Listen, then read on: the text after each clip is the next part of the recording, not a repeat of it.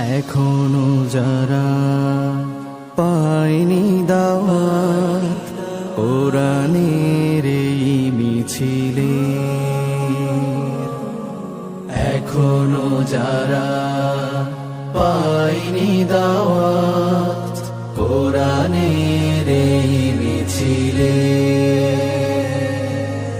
শুনিয়ে দেই চলো সত্যবাণী,